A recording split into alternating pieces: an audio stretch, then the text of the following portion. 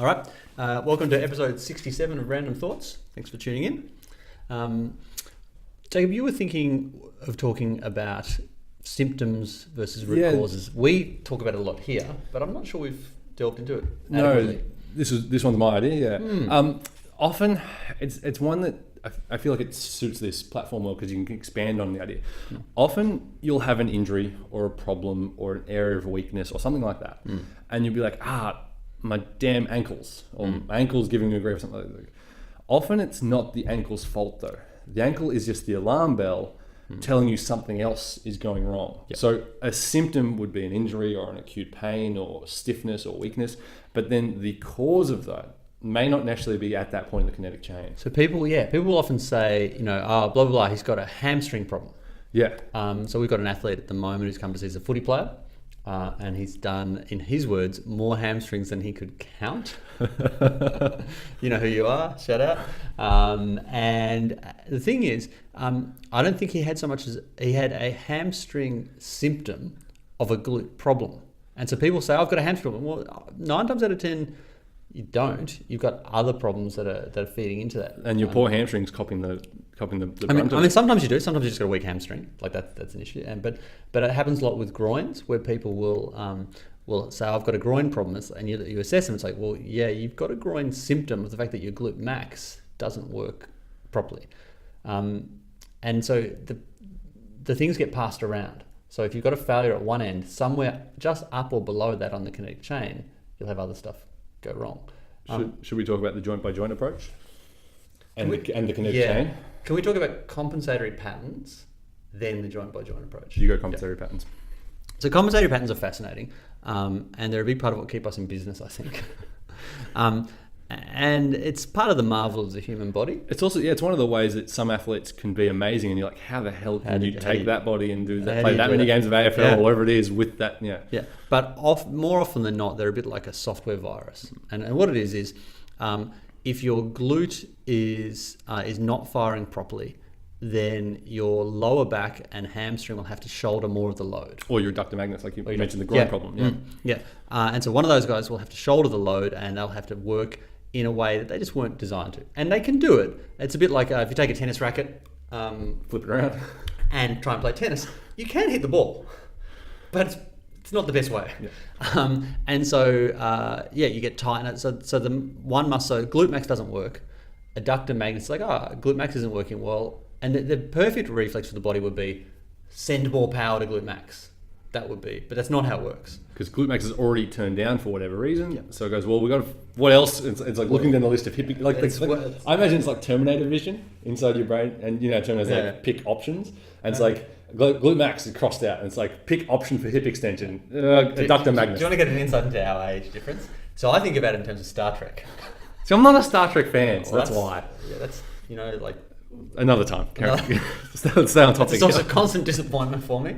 But what they would do is they'd be like, engine 3 not working, and they'd be like, send power to engine 4. Yeah. See, if you watch Star Wars, you'd have that. Yeah. I mean, Star Trek. I've watched it. Don't try me on Star Wars. Nerdtastic. So there's that workaround where the body goes, oh well, we'll use that muscle, and that's I imagine that's very much supposed to be a temporary thing.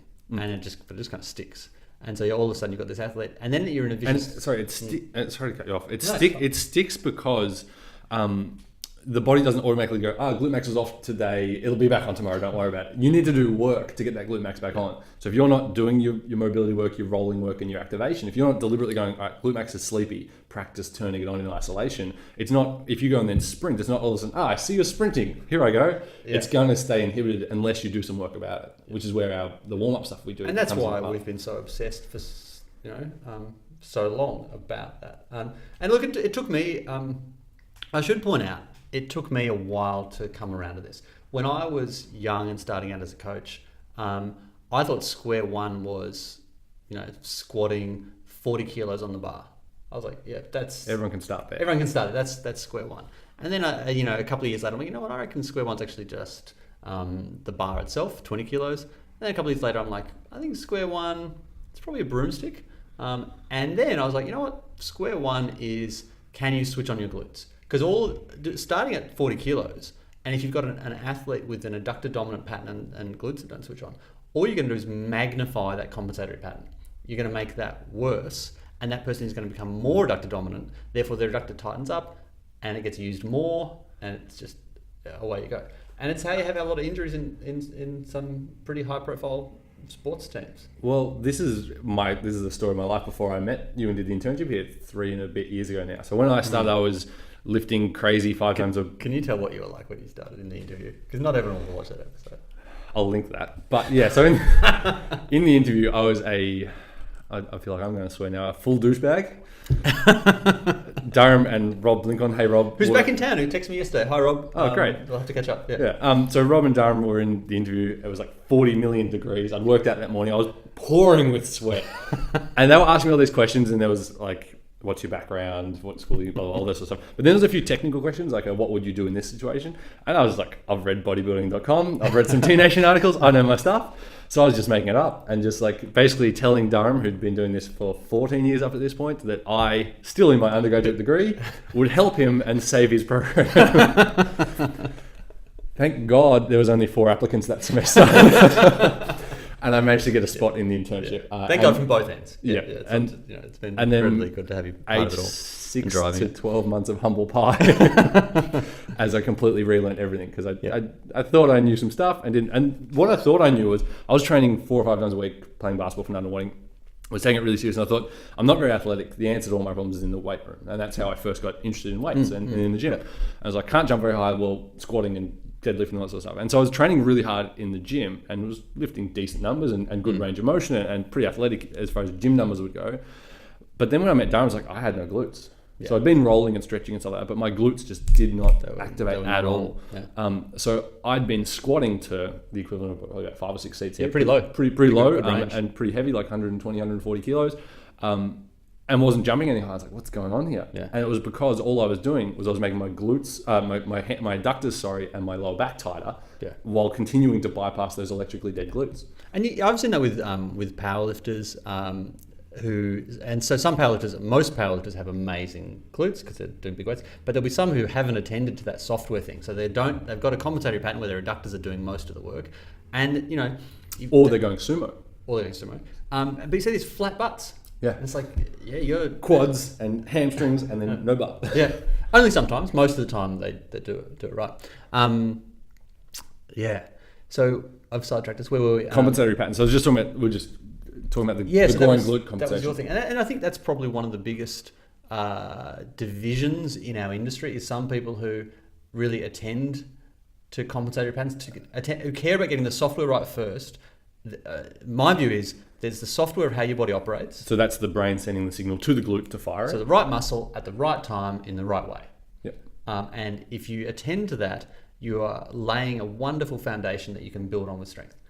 But there are other people who are in more of it takes a little while and it's a little fiddly and it's not that tasty. It's horribly untasty because your quads and your groins and your... If you're wondering about tasty, tune in for last week. Go back to 66, Because, now I'm sidetracked. If your quads and your hamstrings are strong enough for 100 kilos, but your glutes are only rated to bridges, it's going to feel pretty untasty to have to bring those glutes up and bring them along from the right. Yeah. And it's very frustrating for an athlete who was, like myself, formerly quite strong, but had to start back at square one. And there's not great science to support that perspective. Unfortunately, it's sometimes, because science is only as good as what science has shone the light on, and it's only good at shining the light on things it can easily measure. So that's why 90% of all the studies are of leg extension. Or some isokinetic thing. Because it's controlling the variables. But anecdotally... there is one. Brett Contreras linked to one as well. I'll find it and I'll put it in the show notes. Linked to glute activation pre-exercise increased EMG. I think it's pre-hip thrust and squats, But the compensatory patterns thing, the evidence for that is more just logic.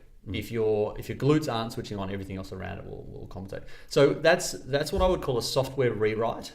So that's one pattern. That's one way of it happening. So the glutes aren't working, everything else has to jump in. Another one, and so that's, and the evidence for that, I think one of the most interesting ones is Essendon Football Club. Unfortunately, it was muddied by... the water was muddied with peptides. Nice. That was good. Clouded by peptides. I feel like I'd be clouded. I should have said clouded. Yeah. Okay. But the training philosophy there was big is beautiful. So it was take this group, and if you saw the documentary, what's the ACU? Stu Cormack. Stu Cormack was the Essendon high performance manager, and he was told, we need to get this group this much stronger, add this muscle, and he said, if you do that, you're going to get a lot of injuries, and then he got moved on.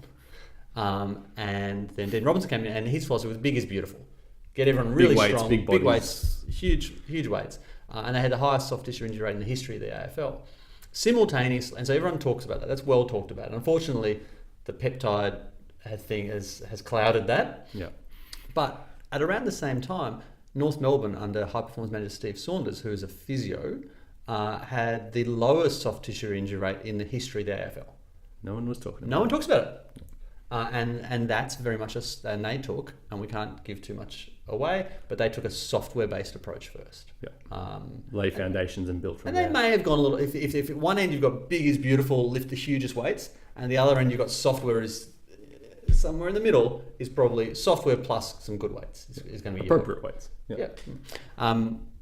So the critical thing is, if you don't attend to the software and you just add strength, you are going to magnify that dysfunction. An athlete who's squatting 40 kilos with an adductor dominant pattern, if you take them up to 140 kilos, you've magnified that pattern. You've made the dysfunction worse. So you've got, and I think what they did at Essendon was they got them just strong enough to tear their own bodies apart. Yeah, just strong enough to put power in the wrong spots through the wrong muscles. Yeah. Because if you're weak with compensatory patterns, you can't really do much to yourself because you can't pull yourself apart. You can't get the speed to create the damage. But if you get inappropriately strong on top of the rapidly, quickly, then it's a recipe for disaster. It's kind of a perfect storm. So that's a form of compensatory pattern in terms of the software thing. But I think there's also a mobility restriction one that's interesting to think about. Which I suppose comes back to the joint by joint. Yeah, cool, perfect. So muscle tightness, muscle activation is one side of it. The other side of it is mobility type issues. And this is a Gray Cook, Mike Boyle, they're two, a physio and Mike. I think it's very much a Gray Cook, and Boyle's taken it and run with it. So Gray Cook is a physical therapist from America. He's a brilliant thinker. The founder of the FMS, the functional movement screen, which a lot of people in Australia use over the world. Really good talker, really good thinker in the area. He wrote a book called Movement. Phenomenal stuff. Yeah. But he has a concept called the joint by joint approach, which is every joint through the body, as you work your way up, has either an alternating requirement and demand for either mobility or stability, depending on its inherent structure. So each joint is separate. The ankle, for example, needs more, as a rule, needs more mobility. And it's to be crystal clear, as a rule. Yeah. So if you're floppy and you need an ankle reconstruction, you're not that person. This is just we're talking in generality. So in 90% of cases, 90% of ankles probably need more mobility. 10% need more stability. And this is a good framework when you start assessing athletes. Yes. When we see an athlete, it's like, this is what we expect. We'll assess. We'll be looking out for it. And then if you don't fit in that category, okay, you're a bendy person or you're a stiff person. The knee, for example, needs more stability. It needs a big VMO. It needs good glute med to stabilize it. It needs support because, especially sideways when it comes to twisting and cutting, it needs that stability to protect the ACL. The hip tends to be pretty tight through the hip flexors, the external rotators, the groin, so it needs more mobility. And you keep working your way up the body. It's pretty. Like and it just happens that it alternates, which makes it easier for people to remember. So for instance, if you have, and the biggest issue, like when we're screening, we start with dorsiflexion, the lack of bend in the ankle. If your ankle doesn't bend properly, you can't sprint properly, you can't land properly, you can't cut well, you can't jump, and you can't squat well. There's a whole bunch of things that it's the lead domino. If you can't get your ankle to bend appropriately, so the simple test is the knee to wall, where you're just bending in towards the wall. It's a massive predictor of injury and lack of performance. So you'll get a compensatory pattern where other muscles will start to have to work, and where you changes how you run and change particularly how you land. So the kinetic energy when you land is going more into the knees and they're being absorbed less by the calves. But I think the thoracic spine... But before you say the thoracic spine, so ankle's massive deal. And like you mentioned, it gets loaded into the knee. So people go, I've got a sore patella tendon, or I've got patellofemoral tracking, or I've got I keep twisting my knee and landing and doing stuff like that. And you assess them and they've only got 2 centimeters of dorsal. So it's like, it's not your knee's fault. Your knees have got no choice. They're just going to hit by a hammer. Your knee's bearing the brunt of it. Because your ankle can't flex to absorb that load. So that's when, back to the heading of the title of today's video, you've got a knee symptom caused by ankle tightness. Knees can also be affected by hip instability. So if you have weak hips, say glute med, glute max, and you can't absorb the load from the top of the chain, it'll affect the knee from the top down. So your knee's kind of like This poor little guy in the middle, it's just getting, he's just a slave to what happens either above or below. So if you have poor ankles or poor hips, my knees, no, let's fix everything around that. And so it's really about root cause analysis. Like when you're looking at the problem, digging into, okay, this is what I'm seeing and this is why. And I should give a full shout out to my wife, Kate. My wife is a very smart lady. She's an aerospace engineer. And we would talk about, this is, ages ago, we'd talk about training and things, and she would just sometimes talk about root cause analysis of problems. And it really got me obsessed with, every time I looked at a problem, of doing root cause analysis. Go all the way back to the start. Yeah. What caused that? What caused that? What caused that? And so the dorsey is a really obvious one, because it's the root of all of that evil. In terms of if you've not got dorsey, there's so many things go badly for you. I think thoracic tightness is a much bigger deal in terms of compensatory patterns as well. If you're thoracic, if you're locked, so your thoracic's your mid spine. If you're locked in a bit of kyphosis, the spine has 4 sections. So it's cervical, thoracic, lumbar, and sacral, and they kind of like the joint by joint, they go opposite. So cervical is lordotic, thoracic is, and kyphotic. They kind of has this S shape like this. So thoracic is naturally kyphotic, but if it becomes excessively kyphotic, like you were saying. And so we regularly get people coming along to us and saying, they start with us because they've heard that we do rehab stuff, which we do, and they've had a stress fracture in their lumbar spine. It's a regular occurrence. And so they think they've got a lumbar spine problem. And they do, because that's where it hurts and that's where they've cracked their spine. And the muscles will tighten up around that area, so it feels stiff as well. But I'd say 70% of the time we get a lumbar stress fracture, we see shockingly bad thoracic posture. Their upper spine is so locked up and can't move. It's like a rusty bike chain where all the links have locked. Seized together in this curve. And what that means is that there's no movement from there. So the movement's got to come from somewhere. And so the movement will come from the lumbar. And it means they're hinging off the lumbar. And they're all that stress. And then we spend all this time, it's very common that you spend all this time focusing deeply on the TVA, the deep abdominals, all that stuff. And it's like, but you haven't fixed the fact that they're tight like a rock from there. Through that mid-thoracic and so it's that root cause thing of, well, actually let's do both. Let's loosen off the hip flexors, let's strengthen up, let's give them some gross strength so that their glutes are strong. But while we're doing it, let's get the... did you hear that crack? That was nice, yeah. I've been slumping it. And so it's simple, like back balls. Like we should put a little quick video of... I've got the anti-desk thoracic workout that I'll link in the show notes. Cool. Yeah, and that's a great example of a compensatory pattern and a root cause.